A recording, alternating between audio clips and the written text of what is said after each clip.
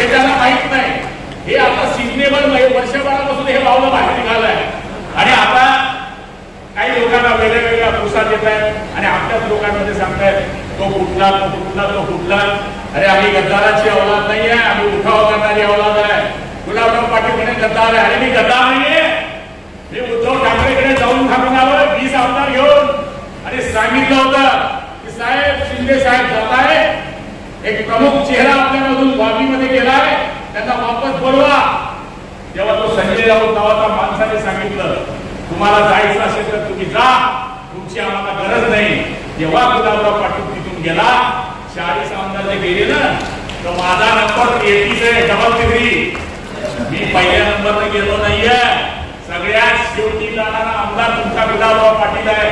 जेव्हा तुम्ही कुत्र्यासारखा आम्हाला हाकलत असाल, अरे एक सरपंच कुठला तर गुलाबराव पाटलाला रात्र बदलून लागत नाही. अरे 40 आमदार कुठल्यानंतर तुम्हाला थोडी लाच शरण तरी पाहिजे होती की तुम्ही या लोकांना थांबवलं नाही. याचं कारण उद्धव साहेबांची चूक कमी असेल, हे जे आजूबाजूचे चमचे आहेत यांनी त्या पार्टीला लंब केलं. आणि आज काय परिस्थिती आहे? आज काय परिस्थिती आहे? आज एकनाथ शिंदेने जे 2 वर्षामध्ये कामं केली, मुख्यमंत्री महोदयांनी 50 वर्षाच्या इतिहासामध्ये कोणी एवढी कामं केली नसतील, एवढी कामं कुठल्याच भागामध्ये झाली नसतील.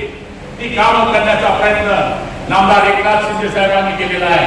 आणि म्हणून मी आपल्याला या ठिकाणी सांगतोय की नजर नजर में कहना भी कमाल होता है, नफस नफस में बिखरना भी कमाल होता है. बुलंदियों पे पहुंचना कोई कमाल नहीं, बुलंदियों पे ठहरना कमाल होता है. आणि माझ्या माहितीप्रमाणे आपण सगळेजण या निवडणुकीच्या येणाऱ्या 2 महिन्याच्या निवडणुकीची पायभरणीचा कार्यक्रम आज या ठिकाणी ठेवलेला आहे. आणि आपण एवढ्या मोठ्या संख्येनं या ठिकाणी उपस्थित राहिलात याच्यावरून मला विश्वास आलेला आहे की मला ही परीक्षा सोपी जाईल. आता फक्त आपण थोडंसं घरचं काम कमी करा. कपाची वेताची काही येतो ह्या का, पण तरी सुद्धा मोठं बाजूला करा, मेन माल बाजूला ठेवा. तशी आपल्यामध्ये जे काही गोटा आहे त्या गोटाला समजून सांगा आणि मेन माल जो आहे तो आपल्याकडे असला पाहिजे.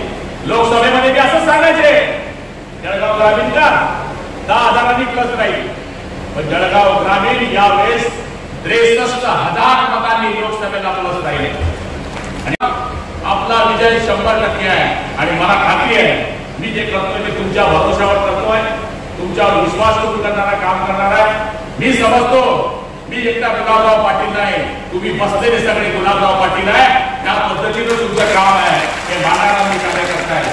म्हणून आपण सगळ्या जणांनी येत्या या काळामध्ये माझ्या भोवती टिकटॉक माणसं आहेत, ती सर्वसामान्य लोक आहेत. माझ्याबरोबर शिकणार सांगून कोणी दिसणार नाही. माझ्याबरोबर सर्वसाधारण माणूस. काल आम्ही विमानामध्ये 8 लोक आलो. खेड्यावरती कोणाची थैली, कोणाची प्लास्टिकची थैली ती विमानाने आमच्याकडे पाहिजे. या सगळ्या माणसं आले. हेच तर आमची दौलत आहे, हेच तर आमची प्रॉपर्टी आहे. आमच्याकडे शिकणं साबू कोणी नाहीये. आमच्याकडे आप टीव्ही कॉल का जवळ आहे आणि लक्ष सामने एक बार लगाओ गोरा बन जाओ. अशा पद्धतीचे लोक आमच्यापाशी आहेत. त्यांच्या भरोशावर गुलाबराव पाटील राजकारण करतो. कारण की मतदान काढतो हा फटका माणूस, मतदाराला आणतो हा फटका माणूस, मतदाराला पटवतो हा फटका माणूस. हा शिकणा माणूस तर मतदानाला बी येत नाही. हा जो येतो तो माझा गरीब शेतकरी येतो, जो येतो तो माझा गरीब मजूर येतो आणि तो प्यार करतो, तो दिल से प्यार करता है आणि उखाड़ देता है तो दिल से उखाड़ देता है. अशा पद्धतीची ही लोक आहेत आणि त्यांच्या भरोशावर गुलाबराव पाटलांनी या ठिकाणी राजकारण केलेलं आहे. प्रत्येक कार्यकर्त्याला मी माझं कुटुंब समजतो. मी एखाद्या वेळेस तुमच्या सुखात काम केलं नसेल, पण दुःखामध्ये जर माझा कार्यकर्ता रडत आला तर तो माझ्या दरवाजावरून कधीच वापस गेला नसेल हे सगळ्या कार्यकर्त्यांना माहिती आहे, सगळ्या कार्यकर्त्यांना माहिती आहे. त्यामुळे कार्यकर्ता हीच माझी दौलत आहे, कार्यकर्ता हीच माझी शक्ती आहे आणि त्या शक्तीच्या भरोशावर मी आदरणीय शिंदे साहेबांना वचन दिलेलं आहे की साहेब तुम्ही काळजी करू नका. ज्याप्रमाणे माजी प्रमुख देशपांडेंनी सांगितलं होतं की जा तुम्ही गडावर जा, गडावर जात नाही तोपर्यंत आवाज येत नाही तोपर्यंत बाजी खाली पडणार नाही.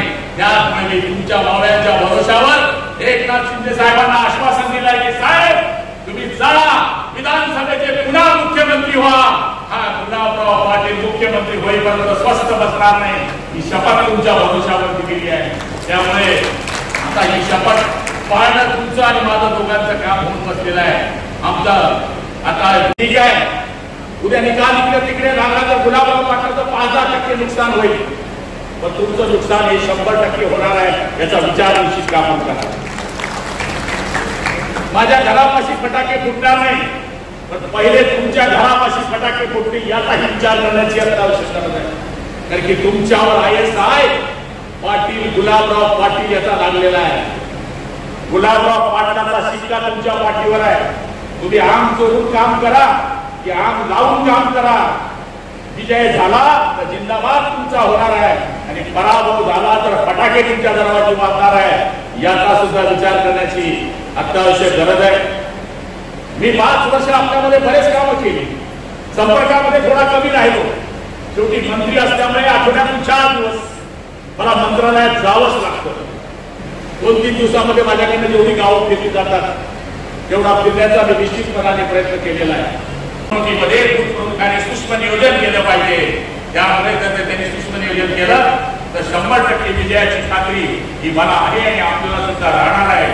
आजच्या संख्येवरून मला ही खात्री झालेली आहे की जळगाव ग्रामीणने मागच्या निवडणुकीमध्ये मला 25,000 मतांचं लीड दिलं होतं.